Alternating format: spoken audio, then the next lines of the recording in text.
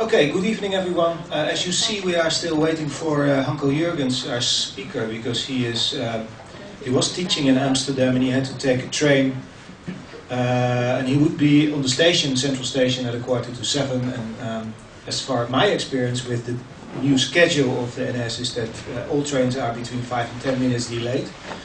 And it's not even snowing, you know the weather predictions. So we wait for Hanco to come here. But I have actually already a substantive question to you. By the way, this is the Montesquieu Institute, as you can see.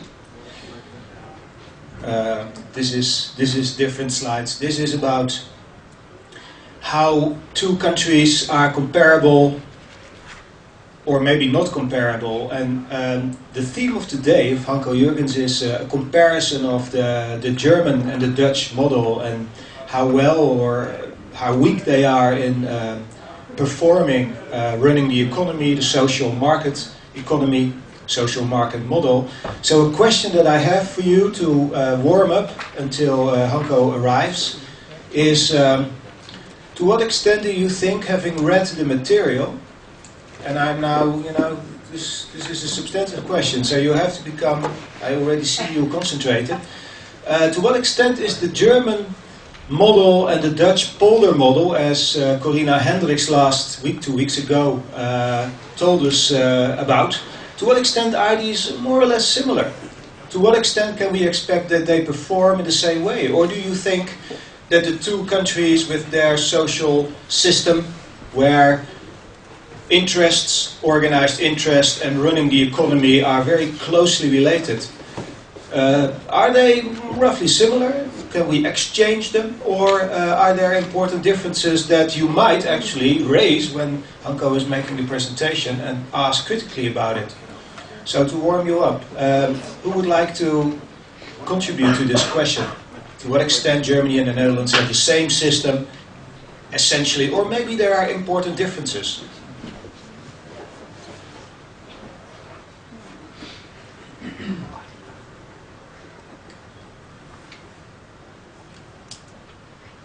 Yeah, I'm having eye contact with you because you look at me, so that's why. What can someone mention a point where they differ, apart from language? The German social market economy, the model, the Rhineland model, and the Dutch polder model of consensus democracy. Reading the material for today and anticipating what Hanco Jürgens is going to say. If I would bet a bottle of wine, I'm sure someone would. We have actually, maybe today. So, yeah? Oh, the question is also here. Oh, well, that's great. Oh, look at this. Fresh from the email.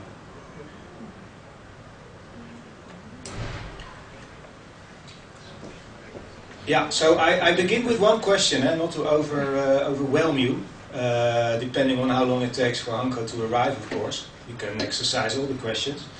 But again, in what aspect do you think the Dutch polder model is comparable to the German Rhineland model, the social market economy model?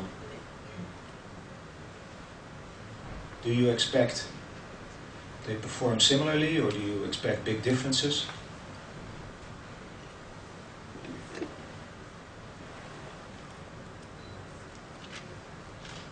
Difficult? Yeah?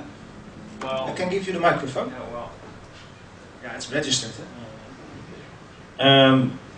Just out of the top of my head, that they both are based on a stable economy, based on low inflation and low interests. So I think that's a similarity where the Dutch have always been following Germany. And so I think in that aspect they're quite similar, but for example, there's also big differences, for example, in their housing approach to housing markets, or approach to the way they subsidize their education system. You don't have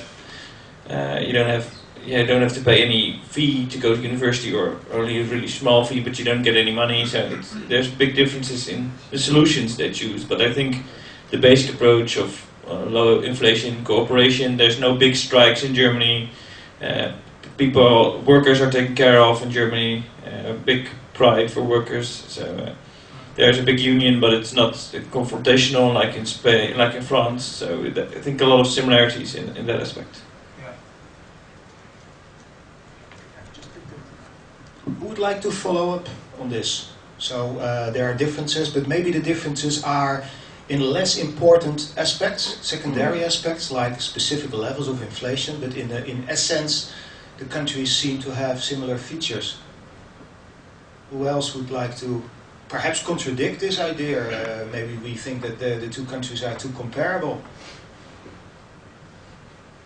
By the way, what would you think? The system of inflation and mortgage. Does Germany have the same policy to this fiscal benefits for people who have a mortgage? You know that the Netherlands is one of the leading countries in the world, despite that we are very rich, as we heard earlier in this series. That the Netherlands has a very high level of mortgage per capita. Does Germany have the same fiscal facilities for this? Yeah, I counter the question to you.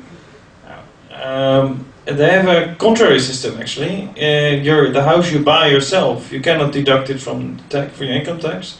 But I'm in the lucky circumstance that my brother is living in Germany, so he doesn't have his own house he lives in. He doesn't buy, but he has another house he bought, and then that he rents out, and then the interest from that he can deduct from his tax. So it's a totally different system to the Netherlands.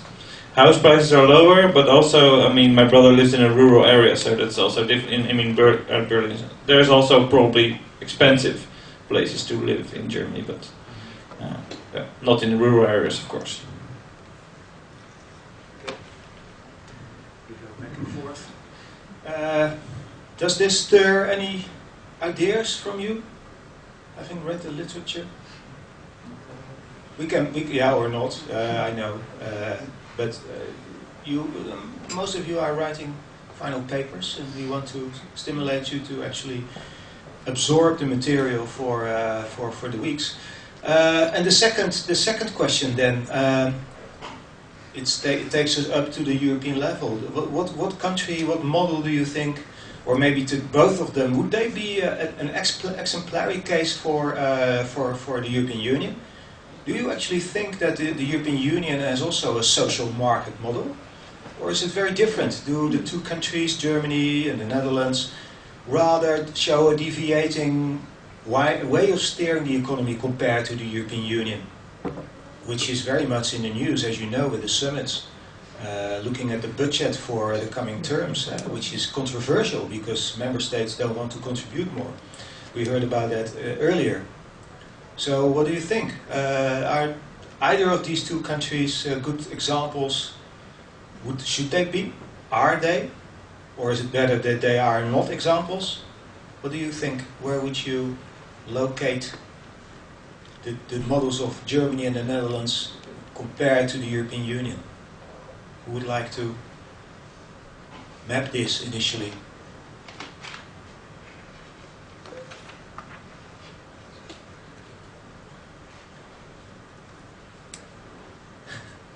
I'm only having 5 minutes.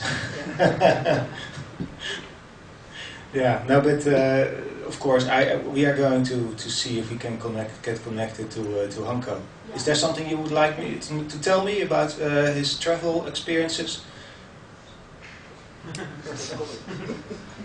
Oh, okay. Oh, that's the thing.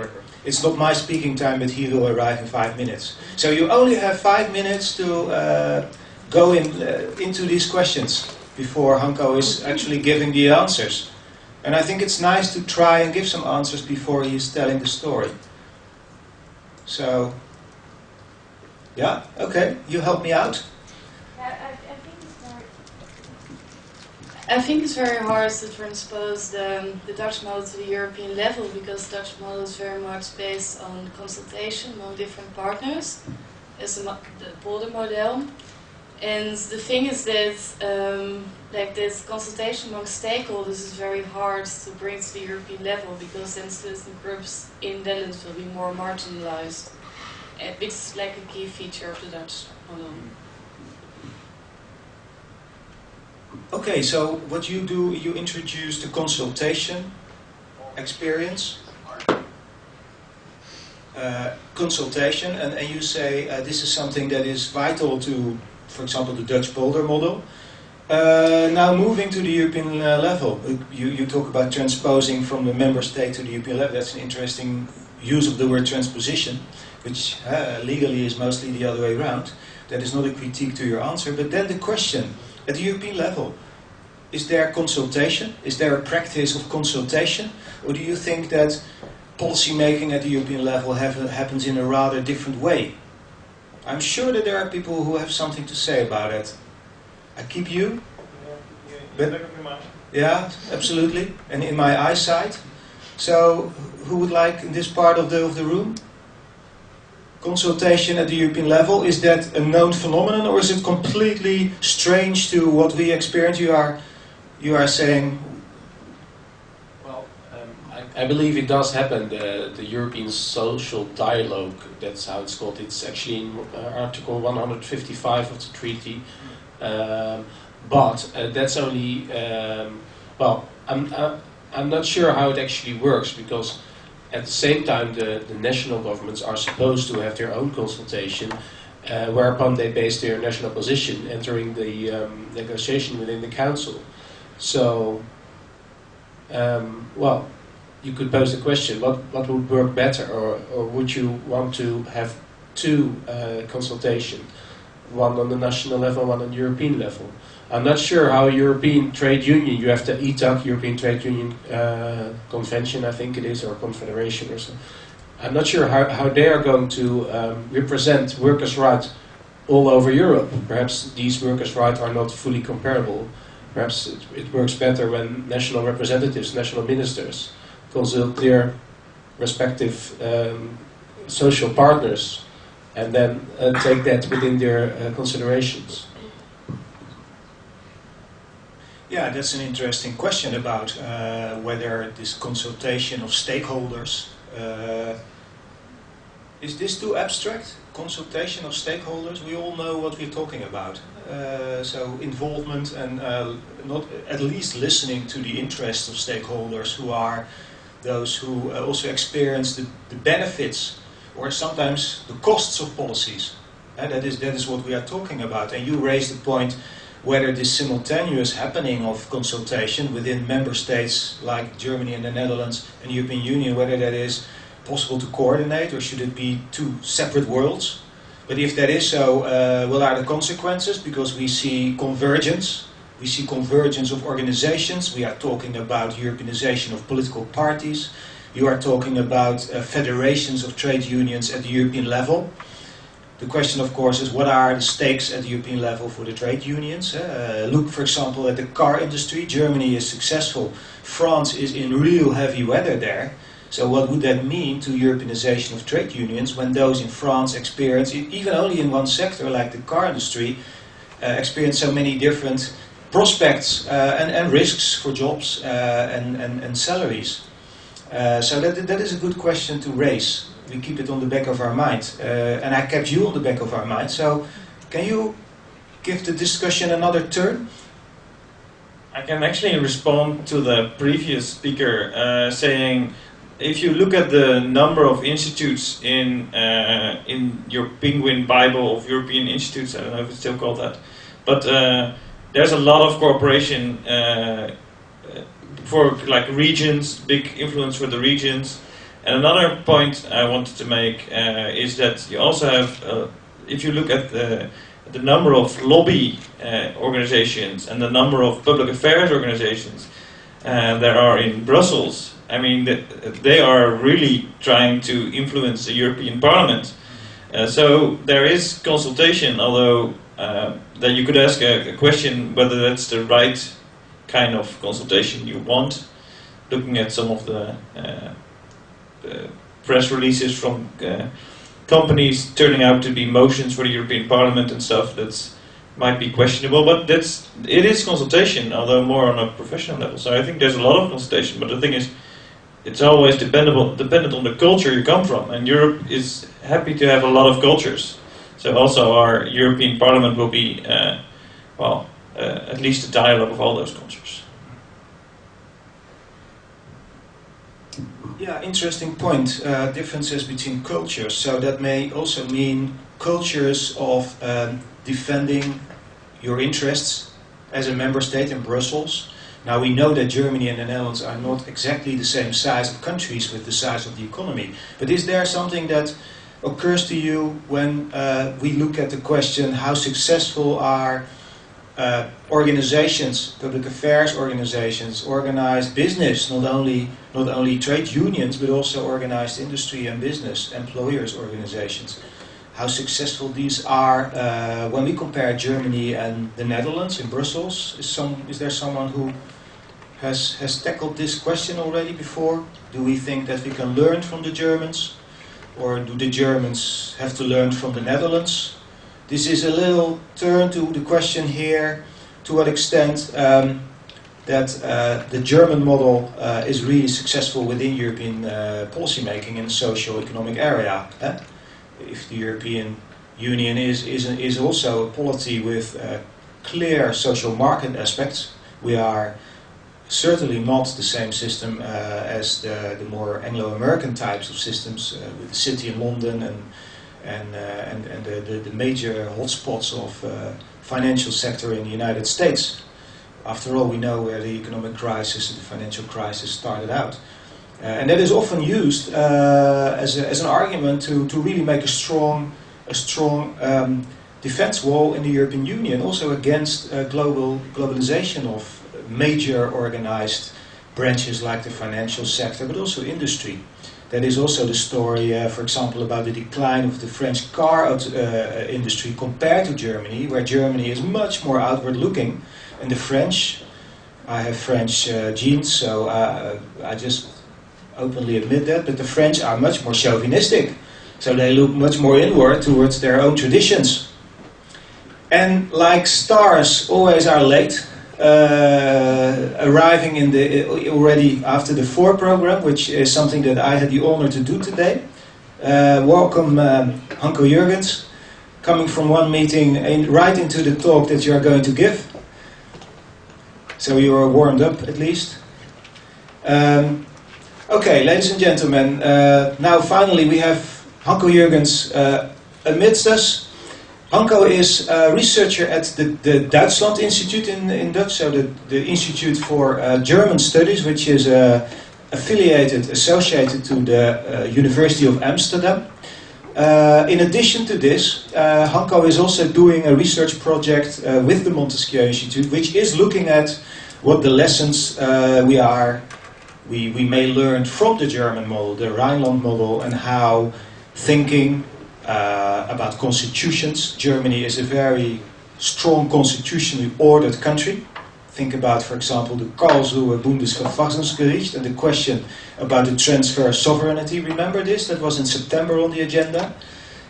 So Hanco is going to introduce us more into the specifics of these 2 countries. And I've been talking long enough now, so the floor is yours, Hanco. We have the plan of campaign for today. Go ahead. Hello, good evening already. I'm sorry I'm a little bit too late. We had a meeting with the Dutch ambassador in Berlin with our students, our master students.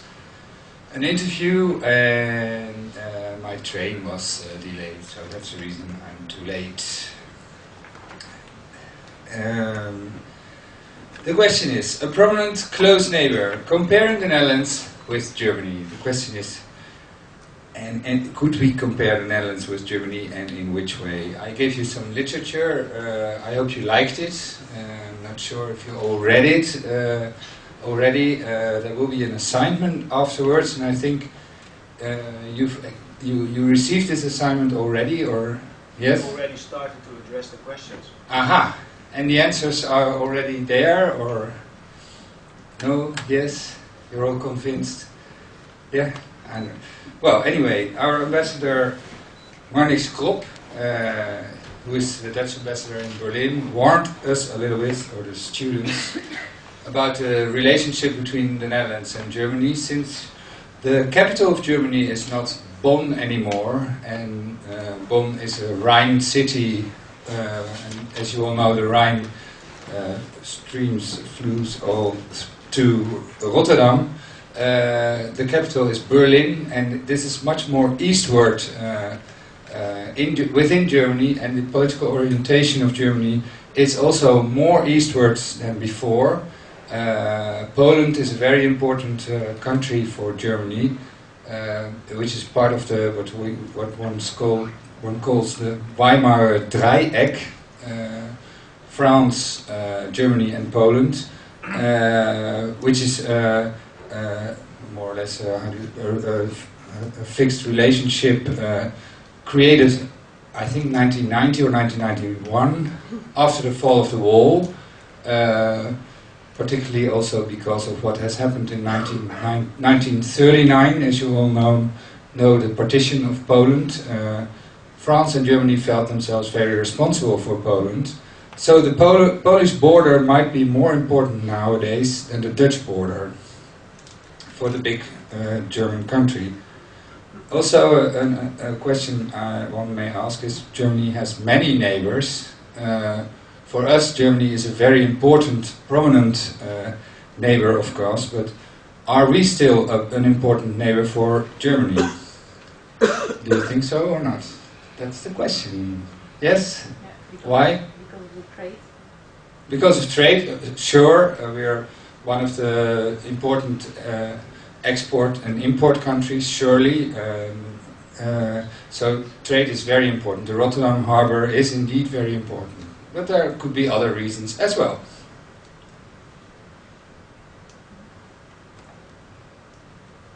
No one could think about other reasons? Maybe they are more allies within the European Union? Yes. And why? Because they share the same thoughts about financial measures against crisis. Yes, right. The question is if we all know this or realize this in the Netherlands, but indeed Germany is in the European Union a very important partner for the Netherlands, and also the other way around, because we are, of course, one of the countries, one of the stronger economic countries within the European Union, and have the same interests as Germany often. So we might have some different opinions, but in the end, when there is a new top EU top, such as there is this week on Thursday and Friday, the Netherlands is very important for Germany as well. So there is there are a lot of contacts between the Netherlands and Germany. Between, for example, also the Dutch ambassador told us about it. About the positions the different countries want to take in Brussels later this week about the banking union. I will divide my talk in 3 parts. First, I would like to have some water, if that's possible. But the first part will be on the models of the German economy, the discussions and the debates about models. Last week you heard about the neo-corporist polder model, the Dutch polder model. One may ask some questions about it, in the sense that one always refers to 1982, the famous Accord of Wassenaar between employers and employees, wage constraint, and the success of the polder model was there. Nowadays we see that our trade union, the FNV, is in a big crisis. The last 10 years everybody is discussing the successes of the polder model. Is it really so successful as we thought? Of course, Pim Fortuyn was somebody who attacked the Dutch polder model, so there is a lot of political discussion about it. Same in Germany, as we will see. Also in Germany, these models are more or less politically driven, in the sense that The one model is more Christian Democrat, the other model is more Social Democrat, as we will see. And one may ask if these models are really a correct way of viewing to the social relations in countries, in the sense that much is changing as well, and we should also look at all these changes. Perhaps there is a European model now, that's also another question, since all these social welfare states are converging towards each other in many measurements. Second, comparing the Netherlands and Germany. I told you already a little bit. Also here there are some problems. I particularly took this map to show you that Germany is a federation with federal states, and as you see, the Netherlands is not much bigger than many of these states. Particularly, I think it's smaller than Bavaria. But I will particularly tell you something about the relation with North Rhine-Westphalia, because one could say, if we want to compare the Netherlands with Germany, why shouldn't we compare the Netherlands with North Rhine-Westphalia? More inhabitants, a somewhat smaller gross domestic product, but not so much smaller, and you don't know who is the Prime Minister of North Rhine-Westphalia, do you? No. Hannelore Kraft. She's really an important person in Germany, because these federal states are important democratic units as well. I mean, the political parties' formation starts in these federal states. The cabinets there are very important, and the prime ministers are always very prominent party members in Germany. And often they start their career also on the regional level, go to Berlin, sometimes go back to the regional level, and then in the end, well, could be Chancellor. Although Angela Merkel just didn't have this career because she came from the former GDR, DDR, and came directly in the federal cabinet. So we start with the models of the German economy. Interestingly, when thinking about in models, in Germany, Otto von Bismarck is a very important person, partly because he could be seen as the blacksmith of German unity, 1871 of course, but particularly since he is created some insurance bills and is really the founder of the European welfare state. One would think, well, was Bismarck such a progressive man? Yeah, the Sozialstaat in German. Okay, one could think if Bismarck was such a progressive man, not at all. So what he did was suppressing the socialists on the one hand, but he realized that there was a question which should be solved, and that indeed welfare state arrangements should be created. So on the other hand, he started the health insurance bill, an accident insurance bill, and an old age and disability insurance bill. In Germany, they speak about the Bismarck Sozialstaat, and they often also say that there is a continuity from 1883 until now. Nothing has changed so much since Bismarck founded the system already, and all the changes are minor details. Well, I disagree with that. I think this is a very static view of the German social welfare state, which indeed changed over time many times, and is changing nowadays as well, as you might see with the Dutch social welfare state as well. But this idea of this model of the Bismarck Sozialstaat is still there. Another very strong idea. What also is very interesting, actually, is that Bismarck's in Bismarck's time, the German economy has some typical features which still are ascribed to the economy nowadays. And that's very interesting, of course, I think. Which are, for example, an interwovenness of industries, which is very important in Germany.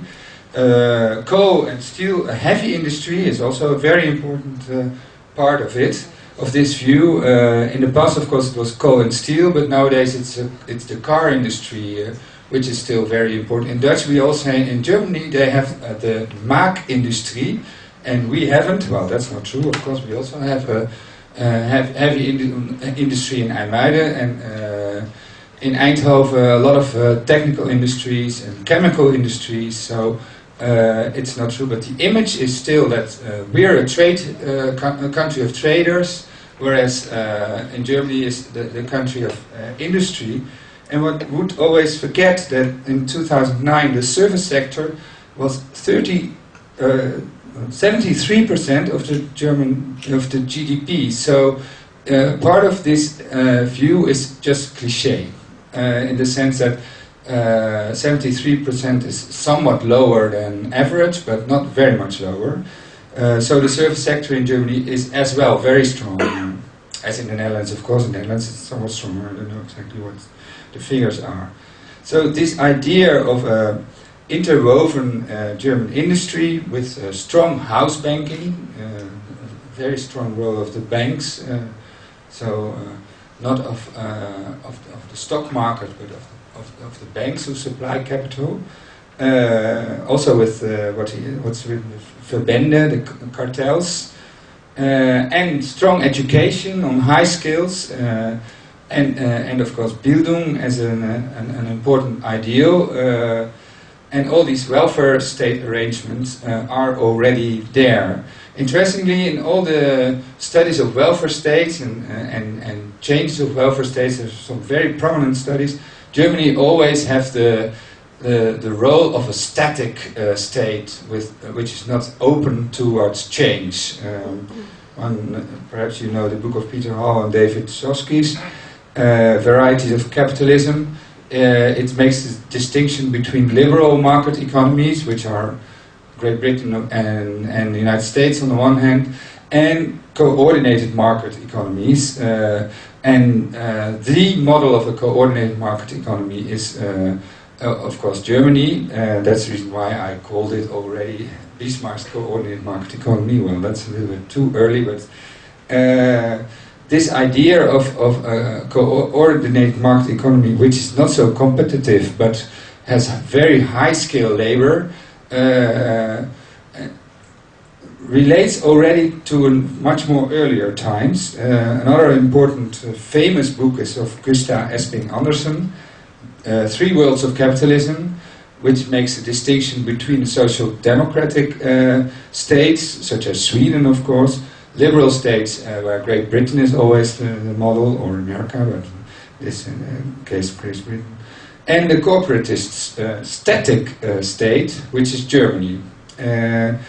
According to Esping Andersen, Germany is really the oddest. And not much post-industrial change had happened there, and Germany almost looks like a workless world, where the women are not working and elder people are not working, etc.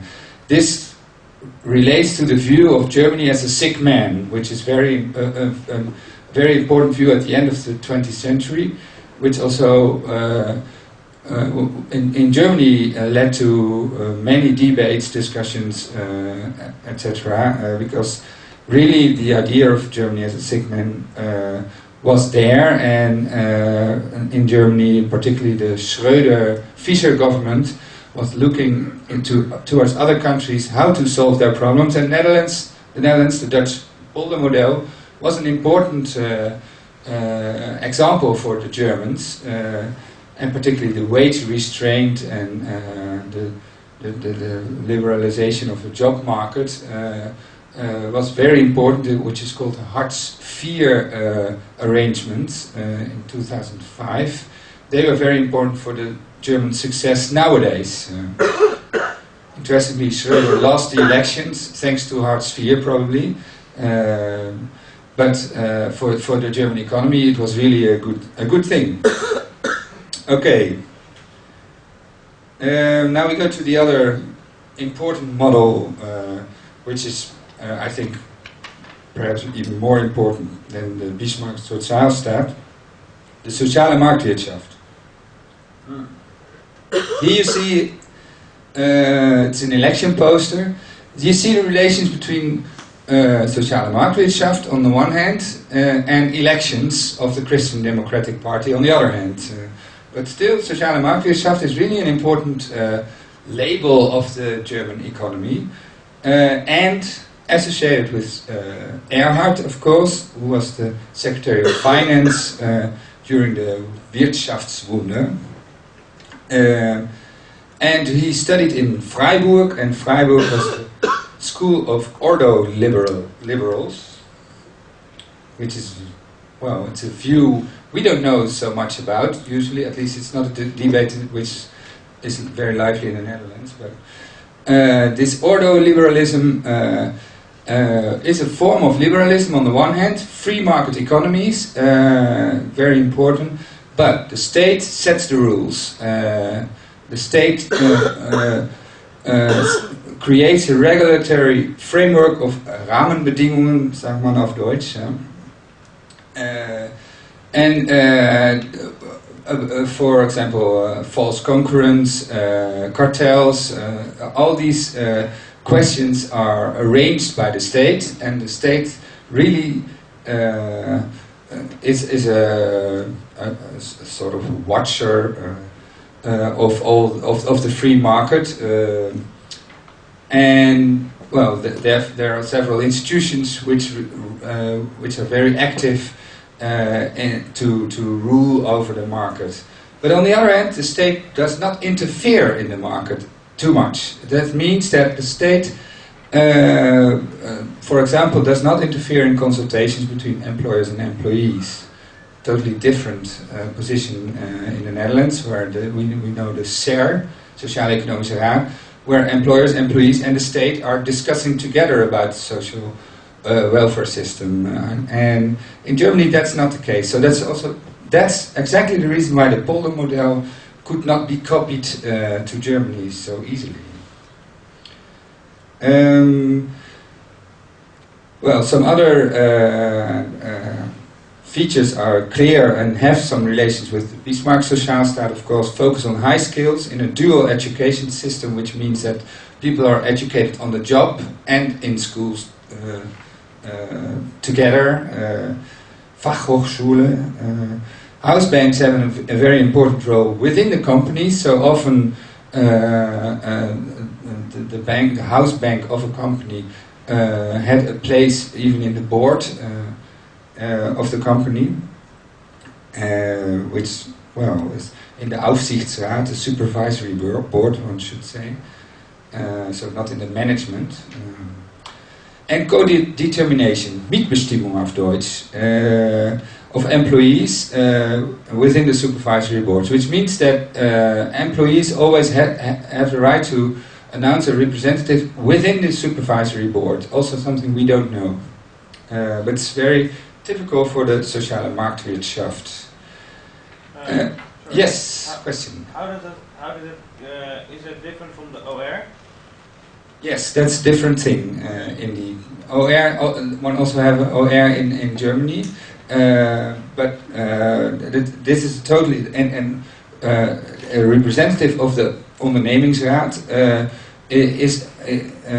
has a position in the Aufsichtsrat. So that's the way it works. And for the Social Democratic Party, the SPD, this was a very important thing, because it's an aspect of well, more or less democratic organization of the management team, of course. And the SPD started after they were in government for well, a couple of years. I think it's 9 years already. The SPD under Helmut Schmid started with this campaign and really the start of the of this word, Modell Deutschland, the German model, is this election poster in 1970. Unsere starke Wirtschaft bleibt vorn durch soziale Stabilität. Well, through social stability, our strong economy remains up front. To be honest, I think the framework does not differ that much of the idea of the sociale Marktwirtschaft, but of course after, and particularly in the end of the 60s and the 70s, after the Social Democrats were so much, for such a long time in government, this idea was, well, the Social Democratic Party had an important role, of course, in creating the sociale Marktwirtschaft in a more social democratic way, and that could perhaps also be the reason that they called it Modell Deutschland, to identify it as something different as the Christian democratic sociale Marktwirtschaft. Well, as I told you already, at the end of the 90s, Germany was considered the poor man of Europe. There were many reasons for that, but I think the most important reason, which was underestimated in the 90s, was of course that the GDR had to be reconstructed, and it was totally underestimated how much that would cost. Germany already invested 1.6 billion in Dutch, I think trillion in English, I don't know, but a lot of money in the Eastern German economy. Really a huge amount of money, and this was really a structural problem, of course, for the German economy, which should be solved. But ideologically, the discussion, the debate about where to go with the sociale Marktwirtschaft was really a very strong debate, strong feelings, the iron industry started the initiative for a new social market economy, which was a neoliberal idea, and they had this poster, or what is it, along the Spree. I thought it was very symbolic for how they thought Germany was looking like, and it was time for change. And indeed, the Schröder-Fischer government thought it as well. And change came with the Hartz IV reform. So this is in short the discussion about the models. As I said, I think we should not overestimate the idea of models, because it has something static within it. As you see, in the Dutch neo-corporate system, of course, trade unions are always seen as very important factor for our success. But as you see how the FNV at this moment looks like, one might ask if in the last couple of years these trade unions were indeed so successful, in the sense that the problems of trade unions in the Netherlands are comparable with the problems of trade unions in Germany, that the traditional membership is really lowering and lowering and lowering each year. And so I think there are many aspects to look for, but perhaps one could better look just at the social relations within a country than labeling models. For example, one says the neoliberal of the liberal market economy of Great Britain. If one looks at the health system over there, there is nothing liberal at the British health system, since they are all civil servants, the doctors, and so you see that things. Well, you have to look at certain aspects of society and to see how these things works. What's very curious, I think, is that Obamacare in the United States, in the discussion in the United States, of course, it's said that all things Obama wanted is European. you know, it's very European. So you see there is even a form of convergence in the United States and Europe towards each other. One always speaks of best practices, watching towards each other's best practices, and the Hartz-IV reform is such a best practice, and in the European Union, these debates about best practices is very strong, and the experts are discussing a lot with each other about the best solutions for social problems within each member state. And of course the crisis, the sovereign debt crisis, I would say, I would not say euro crisis in the sense that the euro is very stable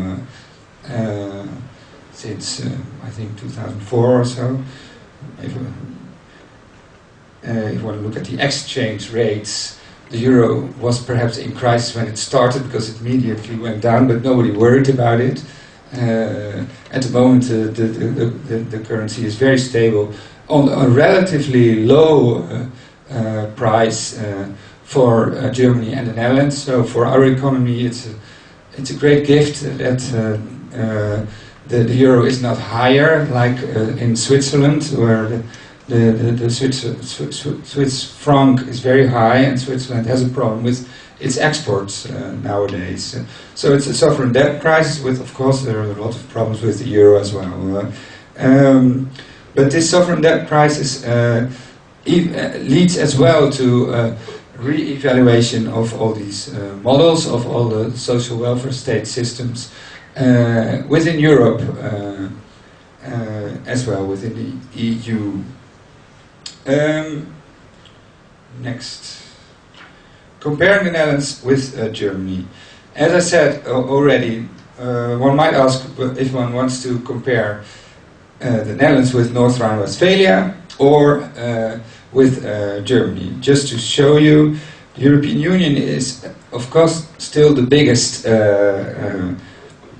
country.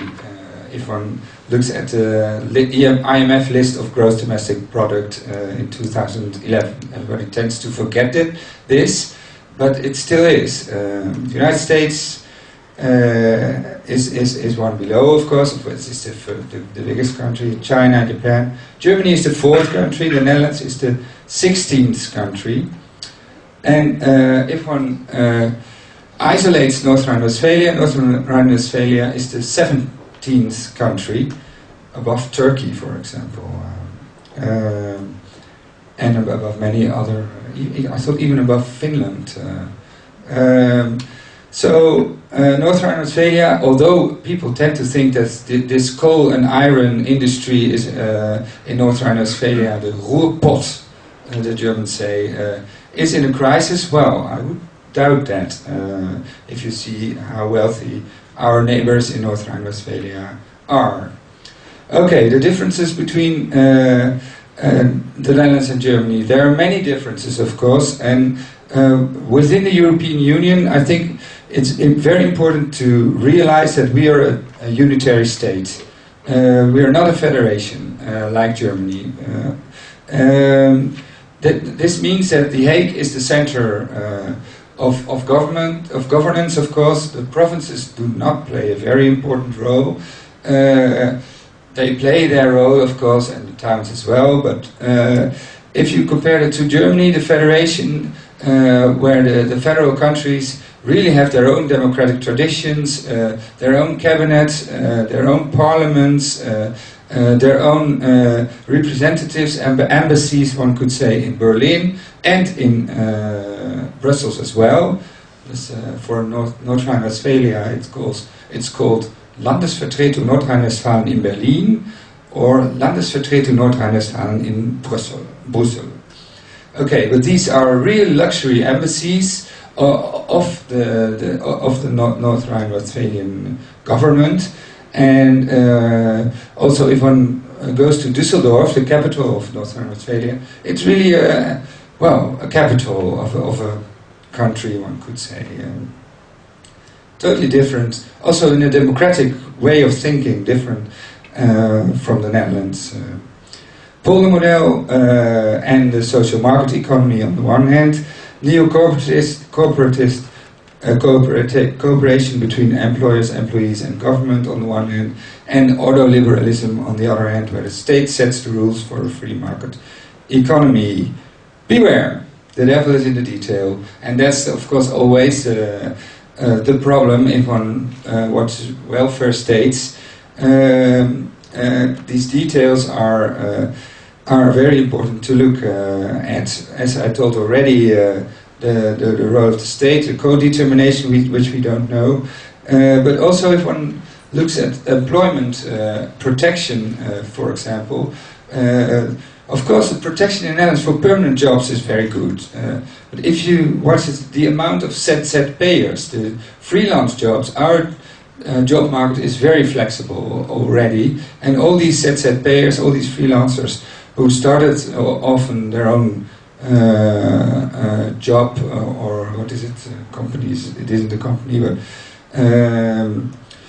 in the individual work, often at the beginning of this century, and have to face the crisis nowadays, and all have big problems, of course, because often these people earned a lot of money, but nowadays they earn almost nothing. So I don't know where they left.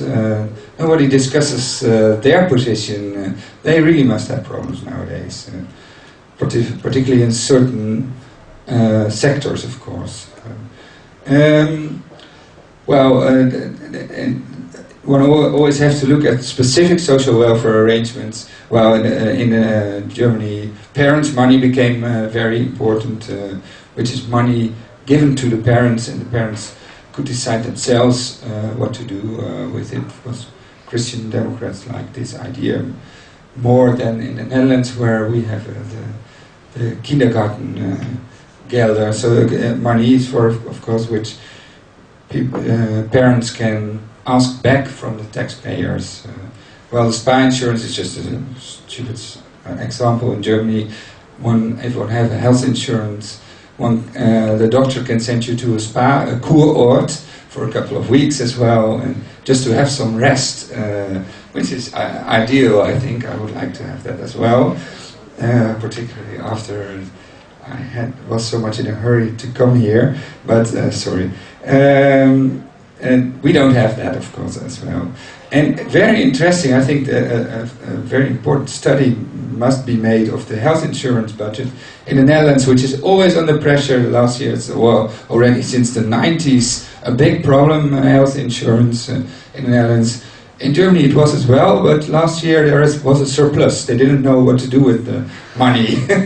So here are things we really have to look like. If you if you think of Germany as a prominent close neighbor, many things are very many social relations are comparable. Also, the political relations between the Netherlands and Germany. This is also, I think, a comparison which should be made, and we should look at, because, well, that's what we also want, of course. Germany and the Netherlands within the European Union. I don't know if, I think it's okay, so yeah, okay. The third part of my lecture. I think it's important, if you say we compare the Netherlands with Germany, it's important to look not only to Germany, but also, for example, to France. It might sound strange, or to Great Britain, or to Spain, or Italy, which all have their roles within the European Union, and all have their views. And of course, within the European Union, for Germany, France is by far the most important country, and the France model, so to speak, which is much more state-centered. Even the economy is much more ruled by the state. For example, Sarkozy, when the crisis started, he suggested to create a gouvernement économique, which really belongs to the French way of thinking. Well, the central bank should be used, the European Central Bank should be used to create more jobs, for example, in a more or less Keynesian sense. And this is totally not the German way of thinking, since for the Germans the central bank is only there for the course of the euro and price stability. Price stability is the one and only reason for the central bank to guard more or less the euro, that there won't be an inflation as there was in 1923 or in 1928, which led to all these political disasters Germany does not want to experience anymore. So price stability is really the one goal of the German Bundesbank, and they transposed more or less this idea of price stability towards the European Central Bank. Netherlands is always a little bit somewhere in between, but I would say Netherlands is particularly oriented towards, on the one hand, Great Britain and the United States, and towards, on the other hand, towards Germany or, well, the continental model, and it's always like, well, going forth and back. This is the Eurozone. It's very nice to see that there are two countries which do not belong to the Eurozone, but use the euro, Montenegro and Kosovo. They're over here, so they have nothing to say about the euro or the course of the euro, but they use the euro as well. The green countries, if they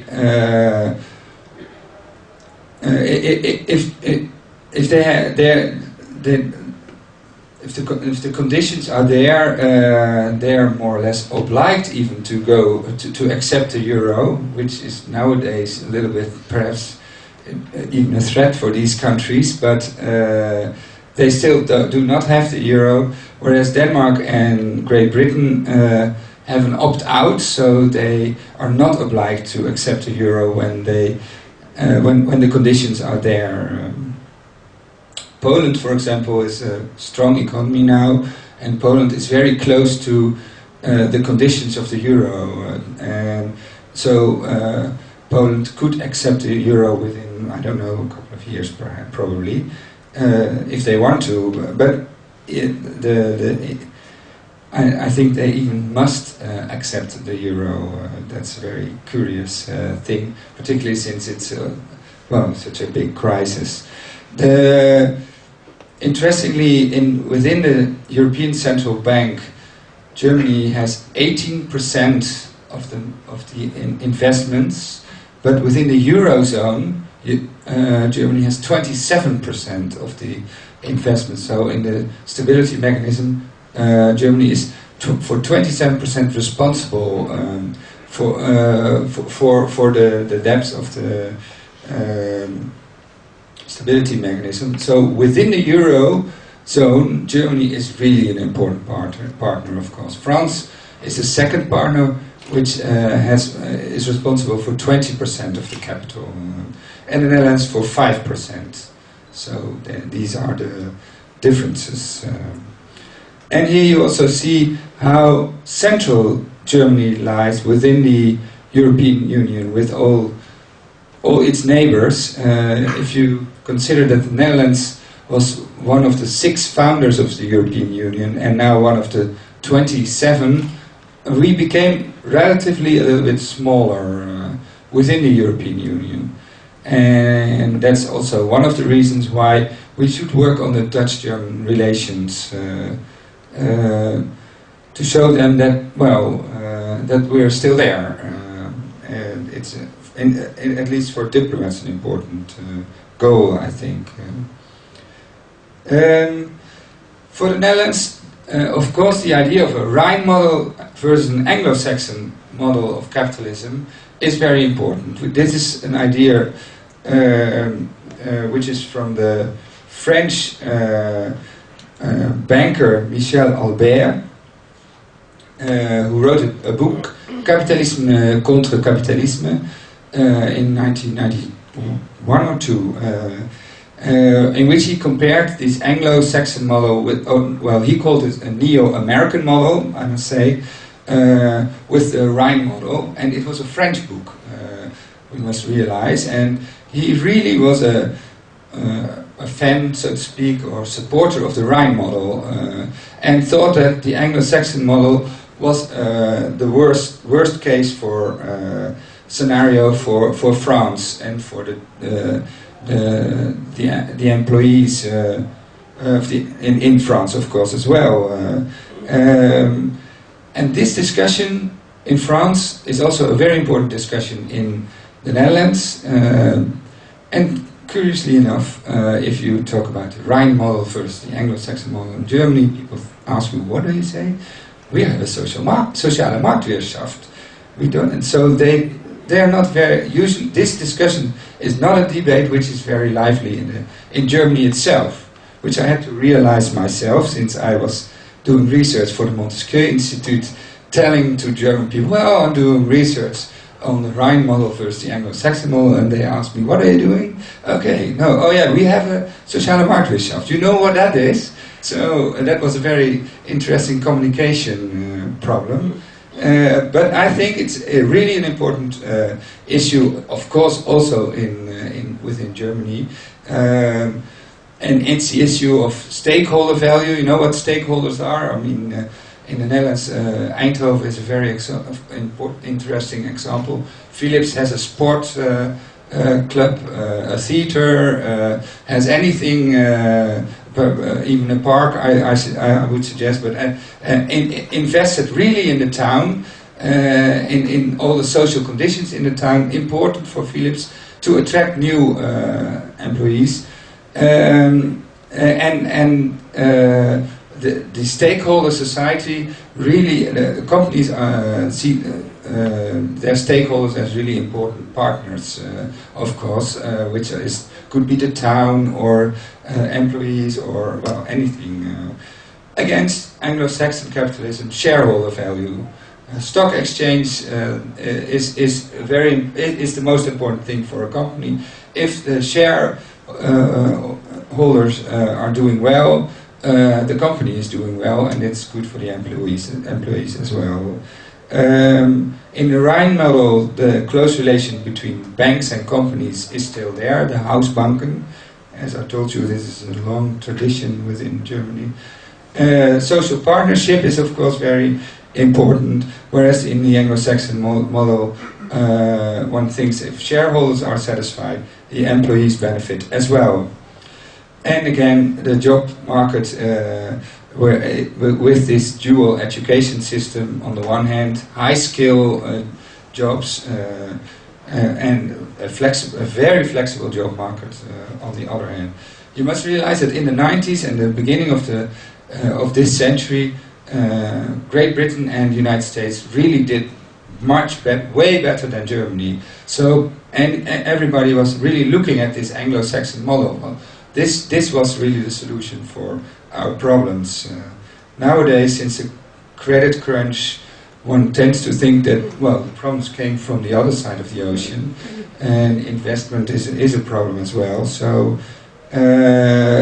one tends to be a little bit more critical. I wanted to show you something about this German model, but then in a political way, this federation, which is really unique actually in, well, I think perhaps in the world, in the sense that the parliaments are green, and it's of course built up from below. The state, it starts with the state parliament, which elects the federal state governments, but the Bundesrat, which is our higher house, is really not comparable with the Eerste Kamer, which is more in the Netherlands, it's more or less a chambre de réflexion. But the Bundesrat exists of 3 to 6 members of the government of the federal states. Usually, I must say they're not members, but they are votes. So usually the prime minister of a state goes with some fellows or folks, or how do you say that, with them, of course, Beamten, goes to the Bundesrat, and he or she can vote depending on how large the state is, with 3 votes or with 6 votes within the Bundesrat. And this is really unique. That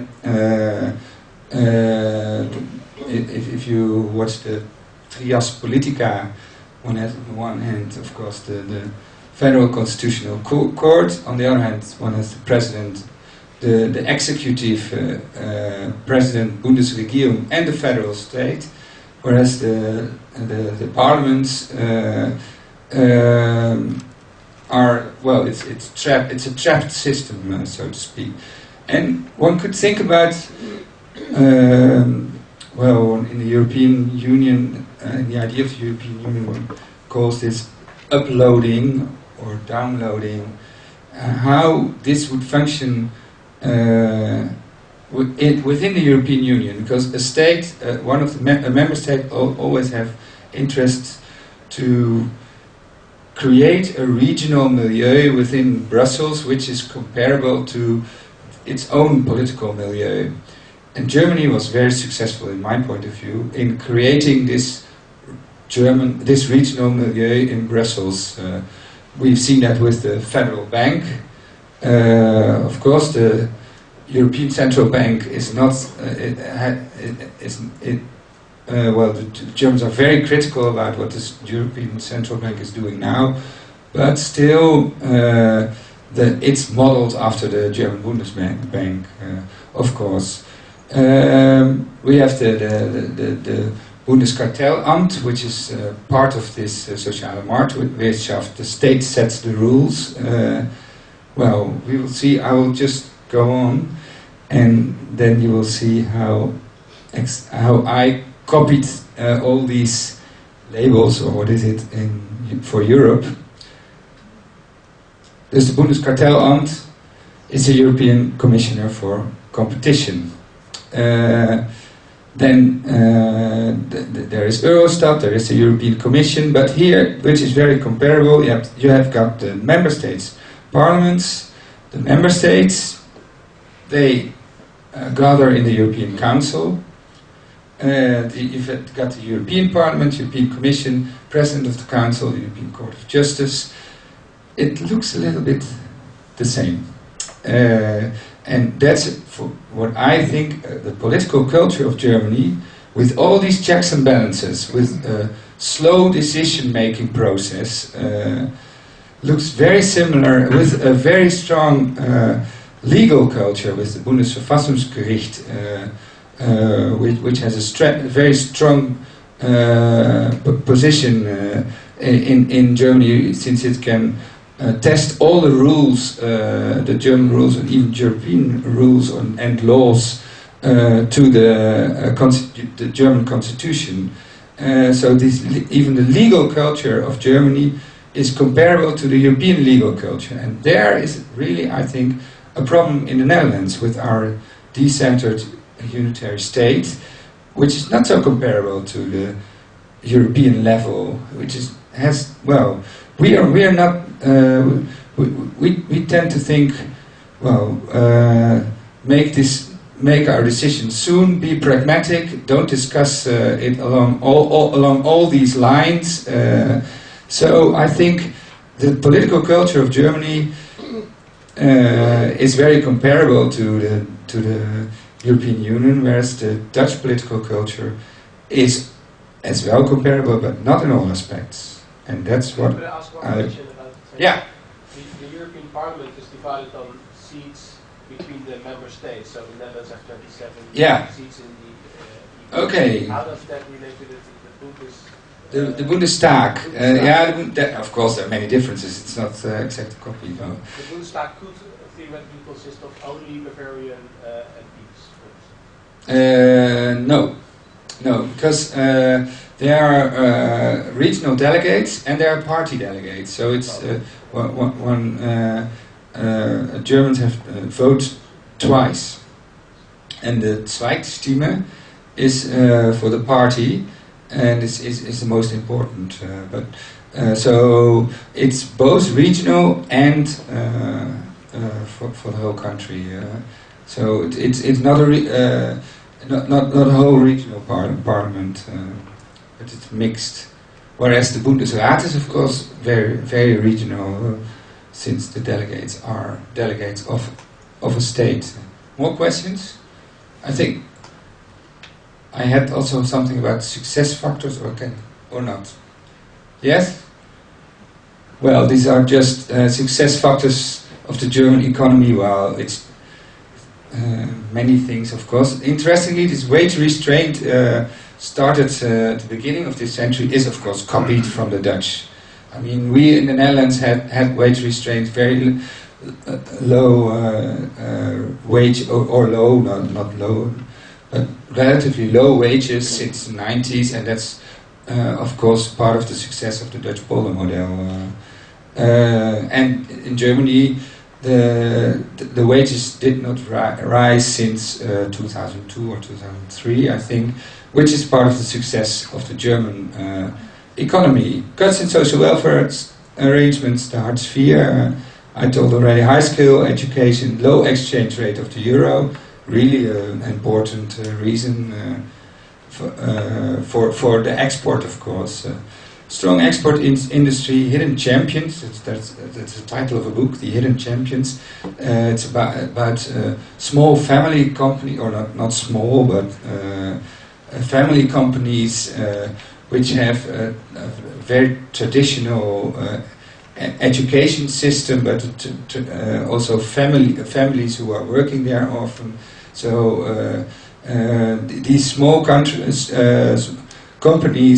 are often very successful, and many of them are in Germany at the moment. And of course the car industry, which is oriented on the Asian market and not on the European market, because that's very important. Much of the German export is to the Asian market. The geopolitical position of Germany within the EU, and less structural problems in the former DDR, German Democratic Republic. Success factors of the Dutch economy: wage restraint, particularly in the 1990s, combination of neo-corporatism and flexibility, I would say. High-scale education as well, and the low exchange rate of the euro, indeed. And the export industry, which is, sadly for us, much more oriented on the EU countries and not so much on China, for example, which is one of the reasons why it doesn't work so well in the Netherlands nowadays. Thank you very much.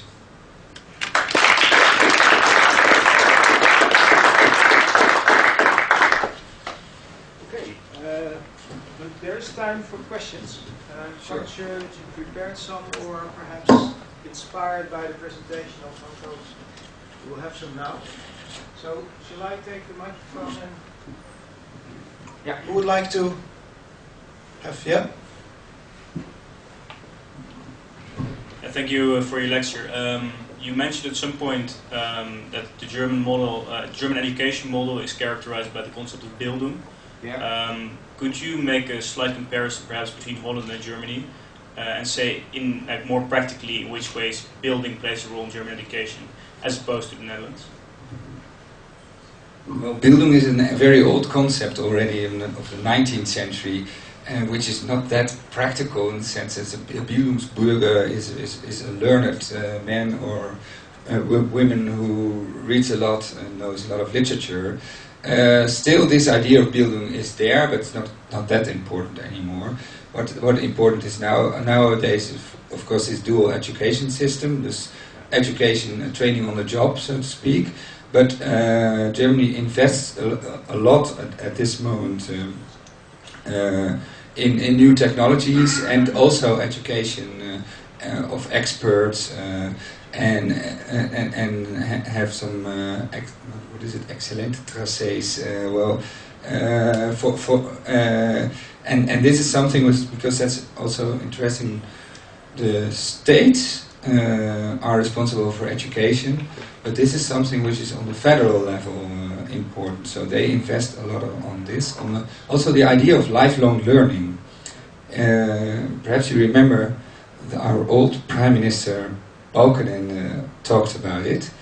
It's a German idea as well, and it's a European idea. So in Europe they stimulate this as well, and this lifelong learning also has something with or relates to training on the job and to this dual education system. But innovation is at this moment very important, and the Germans invest a lot on innovation and education, much more than in the Netherlands, and it's really uncomparable at the moment. And what's interesting is that in Germany there are these Max Planck Institute, which is are really prestigious institutes on science, scientific or scholarly institutes, and Germany invests as well a lot in these sort of institutes, and also created new institutes, the Leibniz Institute, and still they don't have the prestige of the American universities, for example, whereas they had this prestige before the First World War, particularly when the really important scientists came from Germany. Building in its traditional sense, so the cultural or intellectual... It's still there in the sense that students often study very long and take their time, and well, it could be no. It could be building, no, but this concept well, of course, it doesn't exist anymore in the sense that it existed in 19th century or yeah. If you come, yeah. Thank you very much indeed for your lecture. Yesterday night, the former statesman of the Netherlands, Frits Bolkestein, said on television. I've seen him, but I haven't heard him. Well, they were discussing the Dutch and the German position at the summit of tonight and tomorrow, European Council. Discussion on the transfer union and the debt problem towards Greece, etc. And Bolkestein said that traditionally, indeed, Germany and Netherlands would cooperate or take the same stand. But now that you would expect the same country to pull back from this transfer union, Bolkestein observed that Germany decided to maintain their position as to stay in the transfer union, continue to pay to the southern countries because of their collective historic guilt, Auschwitz mainly. And well, we the Dutch don't have that, or not in that strict sense. So we feel perhaps we should make other considerations. But Bolkestein observed that Germany still felt sort of guilty, and that really influenced their position in this Euro discussion. Do you agree with this observation of Bolkestein? No. Well, Bolkestein is a very interesting figure because he developed his ideas, I think, already in the 1980s or at the beginning of the 1990s about the European Union, which should be a market only. So all the other social Europe, for example, or all the measurements, bureaucracy, which is in Brussels, is not his thing. And in that sense, he has really a British idea of how Europe should be, and because it's really the idea that Great Britain has as well. It should be a market, a free market, an important free market, but a market only, and not a bureaucracy, and no transfer of sovereignty, etc. And so, if you look at these orientations, I think Bolkestein is perhaps not the best spokesman for the German view, in the sense that he is not a continental politician. He's typically representative of Dutch liberalism, I think. Of course, the responsibility of the second, what has happened in the Second World War is a very important reason, but in practice, I would say the Germans have much more interest in the European Union, and it is a very important field for the Germans to cooperate, and in this cooperation they could be more important within this cooperation than without it, because that's the question. If they would go alone, well, I don't think they would benefit from that. So I think there are some very hard economic and political reasons to be in the European Union as well. And what is very interesting is that the German people are more Eurosceptic than the Dutch. Surprise, surprise, it is. Whereas the German politicians, at the moment at least, are,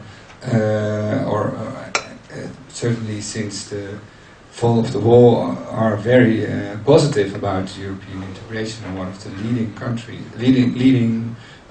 politicians. Of course, very critical about Greece. It should not cost too much money, etc. But the interest of Germany to be within all these, also within NATO, is much higher than one would expect. Because if Germany, and that could be a reason, if Germany would go alone, in German it's called the Alleingang, which is a taboo for Germans.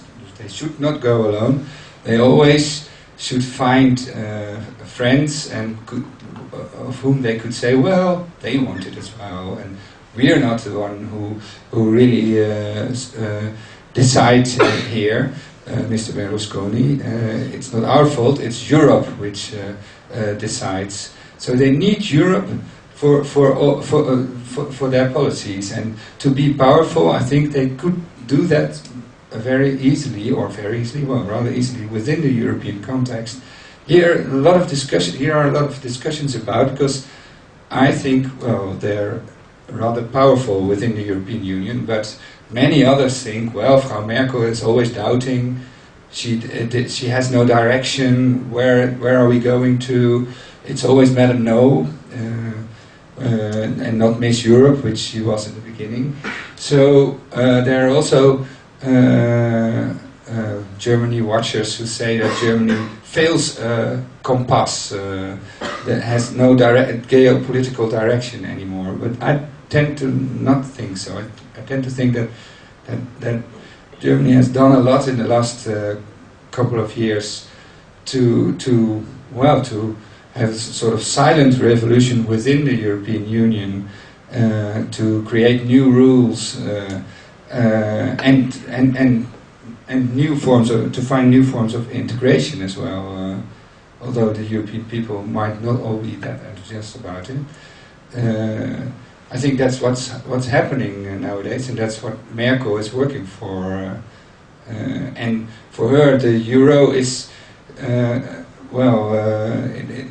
it's the most important issue. If the euro is doing well and Europe is doing well, she will be re-elected anyway. But people disagree with me a lot. I mean, it's not. There are various views about the role of Germany within the EU. And I would say in the Netherlands, many intellectuals tend to read The Economist or the Financial Times, which has a more or less British view on Europe and is very critical about what is happening nowadays. I don't know if, well, in one of the, there was one economist, I hope I can find it very quickly, but otherwise I leave it. Yeah, I can't find it. With a big ship on the cover, going down in the ocean, and written on it, Miss Merkel, when do you start the engines now? And this is really an idea in Great Britain, but in America as well. One of the tragics of Merkel is that she really wanted to create a good friendship with the United States, and she started with it with Bush, but with Obama it doesn't work so well, and this has to do with the economic policy of austerity in Europe, which is not Obama's policy and also not the British policy as well. So that's a very curious new schism, one could say. The Keynesians thought in America and Great Britain, whereas von Hayek is important on the continent nowadays. There's a new redefinition of this Anglo-Saxon continental model, perhaps. Yeah.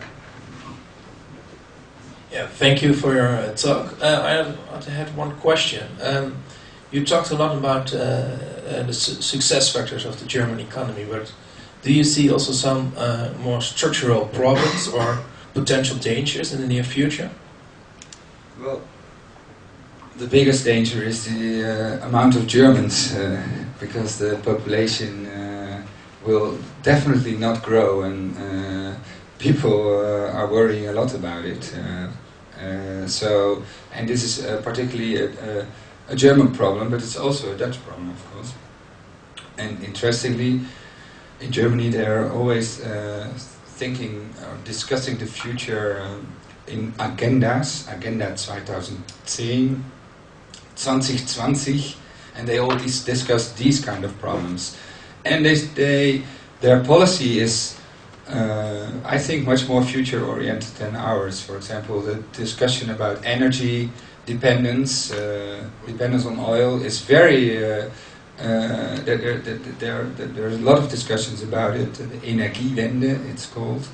Indeed, also the discussion about the population. The German population is there are many debates about it. The high-scale technologies, all these issues are issues which are much more discussed within Germany, I think, and the job market is also considered one of these problems. But I think well, we've seen in the last couple of years that they are doing well. Regionally, there are big problems, as in the Netherlands. I mean, Delfzijl is also not a very good place for economically seen. And in East Germany, and particularly in the north, in Brandenburg, economically is doing very bad. So, of course, there are regions which are not doing well, but particularly the south of Germany, Bavaria, and where BMW is, and Stuttgart, where Mercedes is, and well, there is a lot of computer industry, and they are doing very well at this moment. So I tend to think that when all these problems with the euro are gone, and they could be gone if Berlusconi is not elected, how could we arrange that? I think the markets arrange it for us, but there could be a possibility that Berlusconi is re-elected and we again have all these problems in the market. And of course there are still many possible problems, but if the euro is doing well, and I expect actually that they will do well, then the German economy could be doing much better than now, and also the Dutch economy, because I think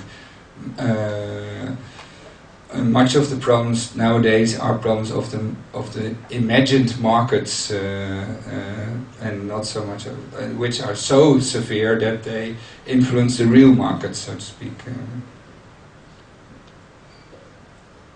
Other questions? Final question. So yeah. let it go. Nobody who disagrees with me. No. Maybe. Yeah. It's not a question necessarily about Germany, but you just pointed out the difference in approach to solving the euro crisis in the UK and in Europe, where you say that Europe is more looking at von Hayek, for example. And you also said that austerity measures are not the solution in Britain, if I understood it correctly. Yeah, that's perhaps not. Yeah. Yeah, you're right. But I don't know. That is the only question that I had. And Yeah. maybe to what extent I'm not very well educated in the solution they're having. To No. what extent they're using Keynes as opposed to Germany or Holland. Yeah. This is not a good last question for me because, but it's a good question, and I have to look for it. You're right. That in Great Britain austerity is really well, heavy policy at the moment. That's true. But not in the United States. No, Okay, I have just one last question, if I may. To you, Berlusconi said to Mr. Monti, the Prime Minister, Italian Prime Minister, that he became too German. And one could say that, of course, for the Netherlands as well, for the European Union as a whole. Do you think there is something in his critique of Monti, or do you think he is just that the European Union becomes too German nowadays, or do you not think in this way? I mean, Ms. Merkel was really somebody who has become much more powerful thanks to the Euro crisis, I think. I don't know exactly if Mario Monti is becoming more German, but I don't think the European Union is currently evolving to a more German course. Because of the whole discussion on Eurobonds, I do think that it's not really German to do that. So, and also the whole plans of Van Rompuy on this moment, this coming week is going to be discussed in Brussels. I also don't think that's really German. It's more the French are winning, I would say, instead of the Germans, and on the long run.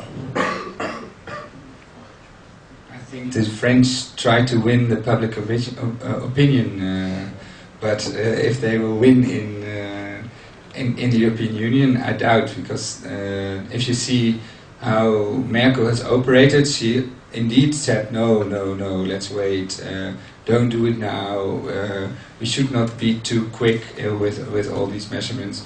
The idea of Eurobonds is now for, I think, 2 years or so on the agenda, and every time it appears again, and every time we see, hey, Eurobonds, they're talking about it, but Merkel every time says no, and then it just doesn't happen. So, and what another aspect of it is that in the beginning of the sovereign debt crisis, the German government has said first we should set the rules for the stability pact, for example, and all the new rules. And if these rules are set, and if we have a new secure European Union, we could even think about things like Eurobonds. But it depends on who says it in Germany as well, because the Ministry of Finance often says something as the Chancellor or the German Bundesbank.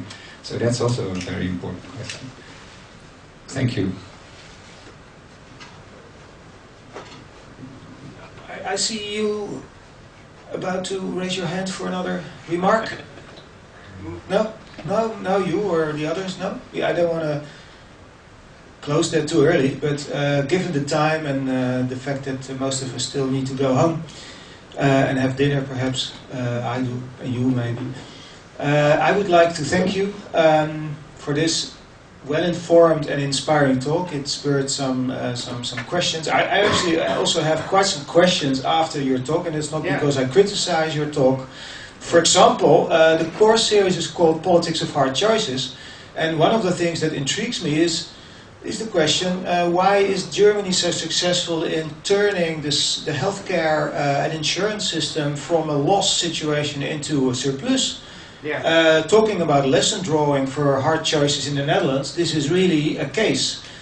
Another thing that is interesting is if you see that, as you showed on the slides, that the European governance structure quite much resembles the German one, then why is Germany so effective in taking decisions in the field of economic and financial policy and the European Union is not?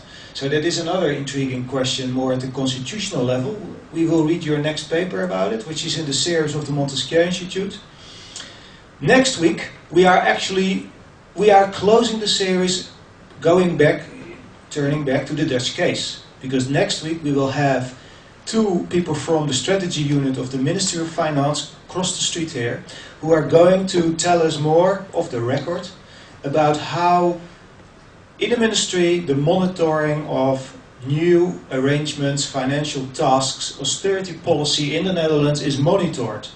And when I had a preparatory talk with them, they compared the policy apparatus to do this with a military organization. So that's going to be a very interesting story. So we return back home to the main theme of the series, politics of hard choices. And with the lessons from the German case in mind, I'm quite confident that we can have good questions about their presentation next time. Finally, I would like to thank you more formally on behalf of the Montesquieu Institute, and I think also on behalf of us. Normally I give a bottle of wine, but you are already familiar with both the Montesquieu Institute and the bottles of wine, so I don't dare to give you one of those bottles anymore. And also, with one eye on the Bildungsideal, I have a check to buy a nice book for you, which is probably something that you can spend well. So thanks again for your talk, and we stay in touch, and we see each other next week. Have a good trip home. Bye-bye.